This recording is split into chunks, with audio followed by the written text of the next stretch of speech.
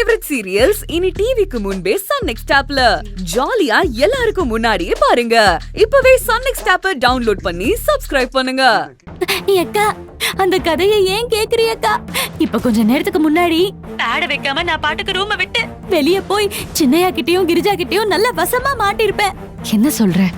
ஆமாக்கா, நம்ம அபிமா வாஷிங் மிஷின்ல துணி போட போறப்போ இந்த கிரிஜா வந்து அபி கிட்ட பிரச்சனை பண்ணிருக்கா.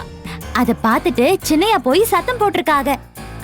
அந்த கிரிஜா என்னடானா சின்னையாவை அடிக்கிறதுக்கு கை ஓங்கிட்டா. அத பாத்துட்டு என்னால பொறுக்கவே முடியல. என்ன மறந்து நான் பாட்டுக்கு அங்க போய் கிரிஜா கூட சண்டை போட ஆரம்பிச்சிட்டேன். நல்ல வேலையா அபிமா பார்த்து என் வயித்தை காட்டி பேட் எங்கன்னு கேட்டுச்சு. அப்பதான் எனக்கு ஞாபகமே வந்துச்சு. உடனே அலறி அடிச்சுட்டு ஓடி வந்துட்டேன். ஆனா இங்க ரூம்குள்ள வந்துட்டு பேட தேடினா இப்பன்னு பார்த்தா அது கண்ணிலே பட மாட்டேங்குது. ஆமா, இந்த ரூம்குள்ள வச்ச பேடு கால் முளைச்சு எங்கதான் போச்சுன்னு தெரியல. இப்ப என்னக்கா பண்றது?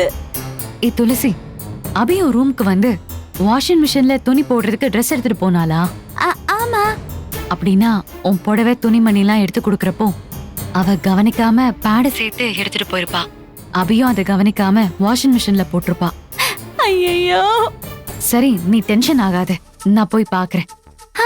சரி சரி, பார்த்து சொல்லுங்க.